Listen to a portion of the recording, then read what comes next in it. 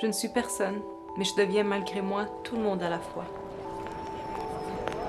Je ne suis pas une victime, mais pourtant, c'est comme ça qu'on me dépeint.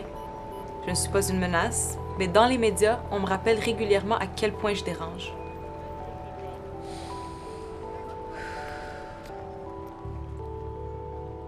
J'ai récolté au fil des années plus de beaux mots que de mauvais.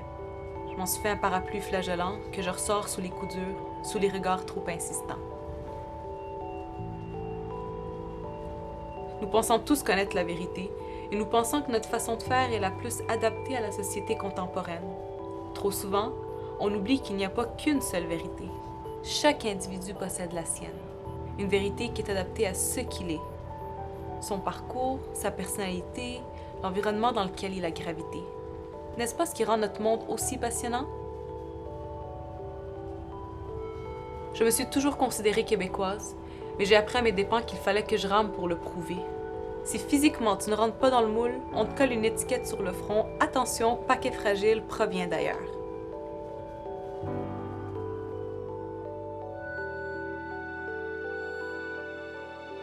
Du plus loin que je me souvienne, ma petite radio jouait Danny Bédard. Plus tard, j'étais émue en regardant le film Maurice Richard. Aujourd'hui, je frémis au texte de Richard Desjardins. Les Cowboys fringants font partie de mes groupes préférés et Pierre Falardeau m'a été un grand modèle de militantisme politique. N'est-ce pas là l'histoire banale d'une fille de ma génération? Parfois, quand je retourne au Liban, on me souligne mon identité canadienne. Québécoise, je pense plutôt. Libanaise ici, québécoise là-bas. Il y a longtemps que j'ai abandonné l'idée de choisir entre ces deux nationalités. Née ici, j'ai vite compris que je pouvais revendiquer le meilleur des deux mondes. Je ne veux pas être tolérée. Je ne crois pas avoir besoin de l'être. Johann Wolfgang a dit « La tolérance ne devrait être qu'un état transitoire. Elle doit mener au respect.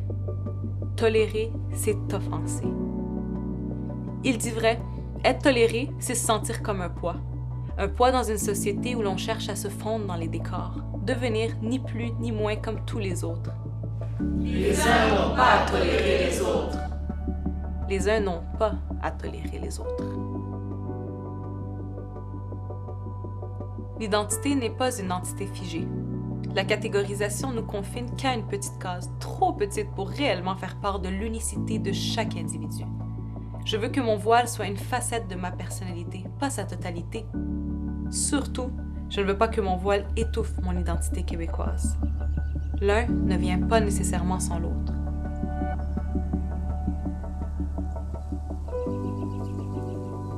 Être au Québec, c'est avoir une chance inouïe de vivre sur un morceau de terre qui carbure à la liberté. C'est aussi avoir la chance de rester chez soi, mais d'avoir connu tous les pays du monde parce que le Québec carbure à la diversité.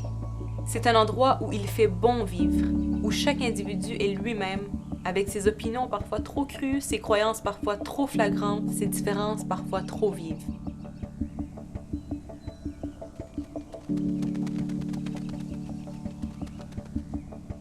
Être au Québec, c'est revendiquer la liberté individuelle sous toutes ses formes. Être au Québec, c'est rejeter le mot tolérance et adopter le mot respect. Être québécois, ce n'est jamais par hasard.